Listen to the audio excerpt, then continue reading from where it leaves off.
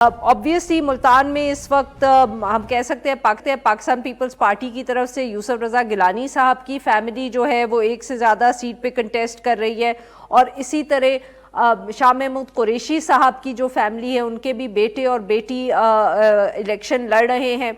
और जहांगीर तरीन साहब आईपीपी की तरफ से भी जो है वो इस वक्त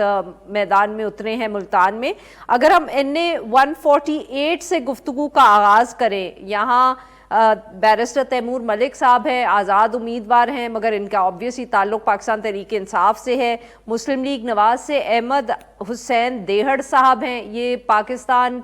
तहरीक इंसाफ के टिकट पे पिछली दफ़े इलेक्शन जीते थे और फिर इन्होंने साइड स्विच कर ली थी।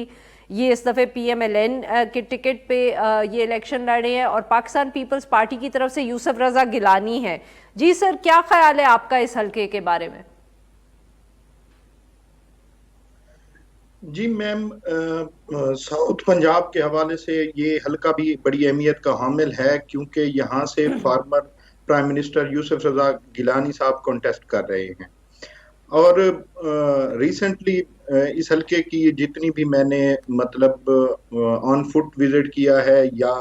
लोगों से बात की है, उसके मुताबिक जो चीज़ मुझे समझ आ रही है कि ख़ास तौर पर गिलानी साहब इस हल्के पे काफ़ी ज़्यादा मेहनत कर रहे हैं,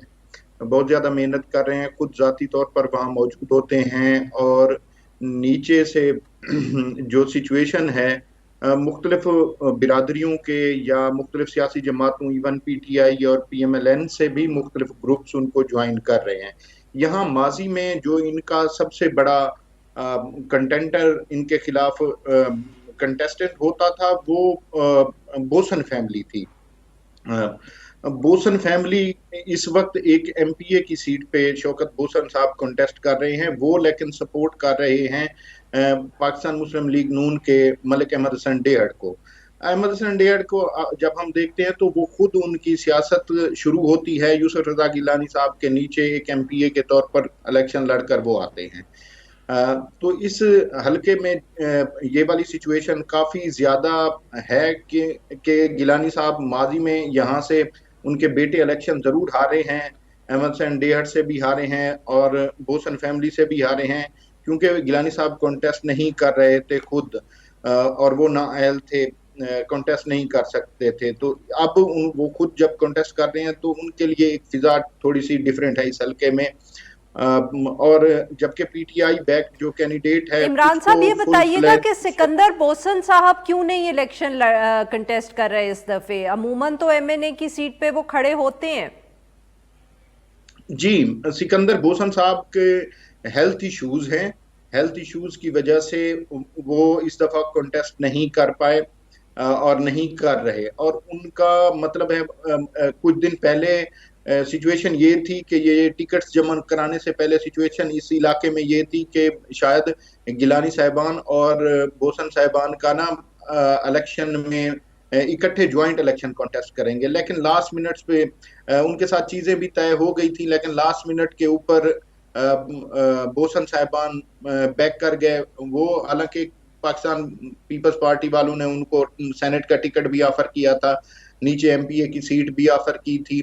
सिकंदर बोसन साहब को सेनेट का टिकट ऑफर किया था, और नीचे एक उनके भाई को MPA की सीट ऑफर की थी कि वो यूसुफ रज़ा गिलानी साहब को सपोर्ट करें इस हल्के में, लेकिन वो नहीं आगे नहीं बढ़ सकी बात। जबकि और सर वेरी क्विकली ये बताइएगा कि तैमूर मलिक साहब की क्या सूरत हाल है आपके ख्याल में? कॉन्टेस्ट हमें सर अब ये बताएं very quickly before we move on, कि आपके ख्याल में अब कॉन्टेस्ट 3 वे होगा या 2 वे ही रहेगा, और किसके दरमियान होगा? Who are the top 2 contenders? अगर देखा जाए और PTI बैक्ड कैंडिडेट को फुल फ्लैज अगर करने दी जाए कैंपेन, तो फिर मुकाबला यूसुफ रज़ा गिलानी और PTI बैक्ड कैंडिडेट बैरिस्टर के साथ होगा, जबकि मलिक अहमद हसन डेहड़ 3rd नंबर के कैंडिडेट होंगे। लेकिन यहाँ सिचुएशन थोड़ी सी डिफरेंट इस वजह से है क्योंकि बैरिस्टर साहब को उस तरह कैंपेन नहीं करने दी जा रही, और मलिक अहमद हसन डेहड़ और यूसुफ रजा गिलानी साहब फुल फ्लैज अपनी कैंपेन जारी रखे हुए हैं, लिहाजा मुकाबला अभी इन दोनों के बीच में नजर आता है।